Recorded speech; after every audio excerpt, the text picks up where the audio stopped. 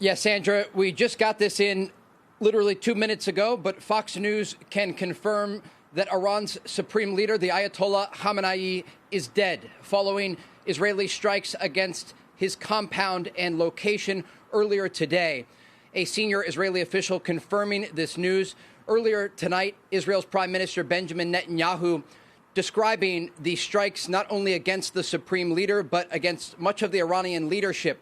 We know the breakdown in strikes focused on leadership for the Israelis and military targets initially for the Americans, and has since expanded as this campaign is expected to continue in the days and possibly even weeks ahead. As we're looking at the current situation across the region, we're also gathering new information on what the Israelis have been doing against Iran. We are told from a military official that the largest Israeli Air Force sortie against any country in the world was conducted this morning with 200 Israeli fighter jets targeting 500 different locations, dropping hundreds of munitions on a variety of different targets inside of Iran.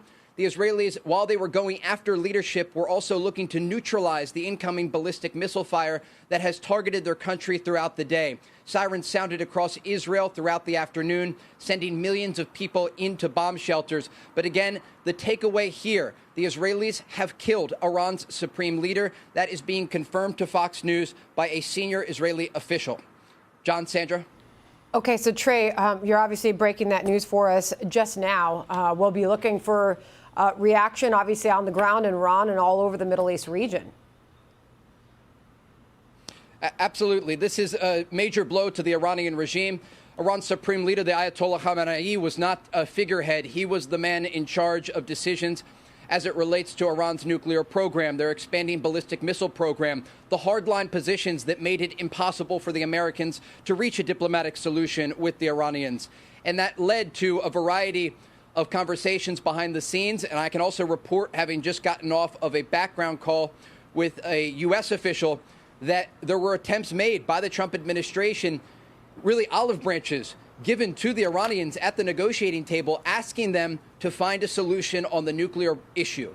These other issues, their ballistic missile program, their support of regional proxies, and even the crackdown on protesters, the Trump administration initially was willing to ignore those issues in order to get an agreement together on the nuclear program. And they simply were not willing to come to the table with reasonable demands.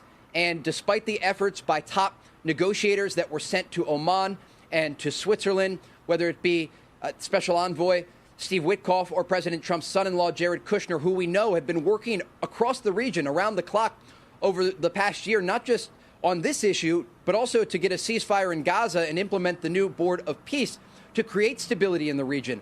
The understanding was that the Iranian regime and the supreme leader himself, these were the last hurdles for the region between stability and instability. And this decision was made overnight by President Trump and Israeli Prime Minister Benjamin Netanyahu to launch these extensive strikes across Iran in order to neutralize that threat.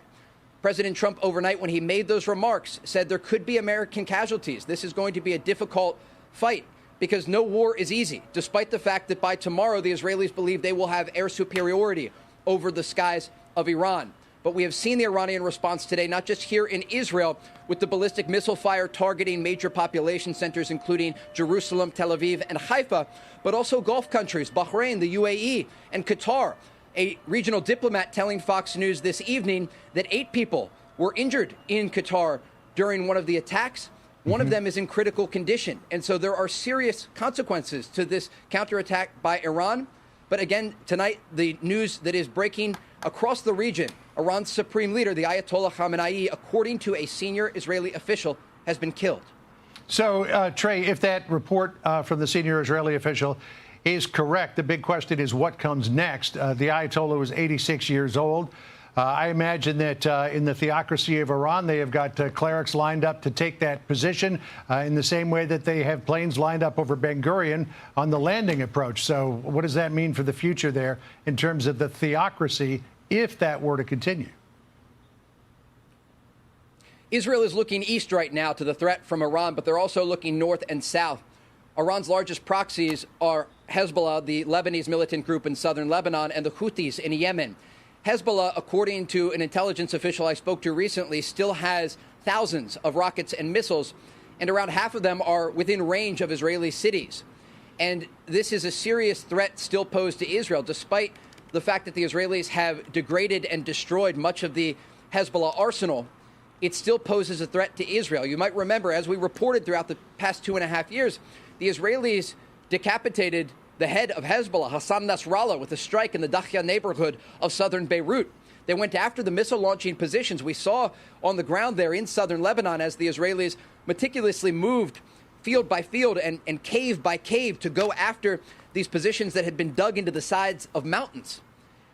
But despite those efforts, this is an organization that had decades of support from the Iranian regime, and they were able to smuggle in missiles and rocket components that now make up what is left of that arsenal. And while it is a smaller arsenal than before, it is a threat. And Hezbollah in the past, just the past several days, has said that if Iran's supreme leader was targeted, they would get directly involved in this war. And so that is where Israel is focused right now. As it relates to the situation on the ground in Iran, we do have to step back amid all of this military action and these serious decisions that were made by President Trump and Israeli Prime Minister Benjamin Netanyahu. There is still an understanding about how the structure of the Iranian regime operates. Iran's supreme leader reportedly had already prepared successors. Iran's IRGC had already prepared successors for the top commanders of their military, understanding that if a war erupted, these would be the individuals targeted in such a conflict. And so this isn't over. This is actually just beginning. But it does raise questions about the future of the region and where things are headed once this does conclude. Also crossing right now, a source familiar to Fox News is saying some Gulf partners are responding to Iran defensively and offensively. Trey, since the last time you joined us, top of the last hour, we got word that President Trump had sat down for this several-minute interview with Axios, in which he said he believes he has several off-ramps from Operation Epic Fury, talking about how long this could take. It could end in 2 or 3 days, said the president. He could tell the Iranians, see you again in a few years if you start rebuilding your nuclear and missile programs. This was about a 5-minute interview that the president conducted, but suggesting there could still be a diplomatic solution or opportunity, Trey. Absolutely. This is the Peace Through Strength initiative that the president ran on when he was running for his second term. And when you look at the region, there are players in the region, including the Iranians, that often only understand strength. And that is a fact in the Middle East. And it's the reason that the Israelis have approached the conflicts that they are involved in the way that they have. As it relates to Iran and the possibility of a diplomatic off-ramp, if this does continue for a number of days and the regime is weakened, we have already heard in interviews that took place today from other outlets with Iran's foreign minister, who indicated at least a small interest in a diplomatic path, understanding that at the end of this, the Iranian regime had one major factor, one lever to pull, and that was their ballistic missile program.